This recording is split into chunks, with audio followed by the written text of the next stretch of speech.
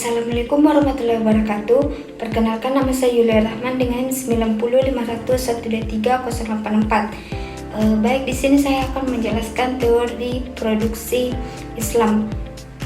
Pengertian teori produksi Islam merupakan suatu bentuk kajian terhadap aktivitas produksi maupun prosesnya melalui faktor produksi untuk menghasilkan barang produksi. Pengaruh produksi terhadap output atau skala hasil atau return to scale. Dalam produksi jangka panjang, semua faktor produksi dapat berubah-ubah. Output dapat ditingkatkan dengan mengubah faktor produksi atau input dengan cara yang optimal. Selanjutnya, tujuan produksi dalam ekonomi Islam dan formulasi maslahah produsen. Tujuan produksi adalah meningkatkan kesejahteraan yang dapat diwujudkan dalam berbagai bentuk, termasuk yang pertama memenuhi kebutuhan manusia pada tingkat moderat, kedua mengidentifikasi kebutuhan manusia dan memenuhinya, yang ketiga untuk mempersiapkan persediaan barang dan jasa di masa mendatang. Produsen perlu fokus pada aspek yang berorientasi ke masa depan.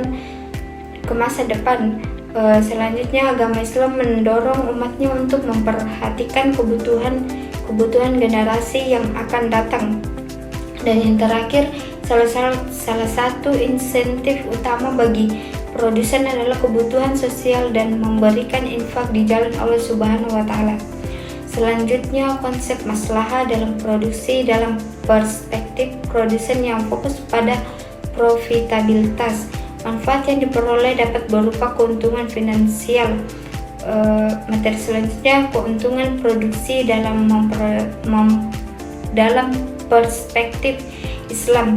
Yang pertama itu menghasilkan barang serta jasa bersifat halal baik dari tahap awal produksi hingga tahap akhir produksi. Yang kedua memproduksi juga menjaga lingkungan sekitar seperti tidak menambah kerusakan baik dengan pencemaran polusi, limbah dan eksploitasi sumber daya Islam. Yang ketiga, memiliki tujuan untuk memenuhi segala kebutuhan baik individu maupun masyarakat. Dan yang keempat, memenuhi kebutuhan didasarkan kepada ketetapan yang telah ditentukan oleh agama, yaitu untuk menjaga tegaknya agama, memelihara akal, keturunan, nyawa, serta kemakmuran material.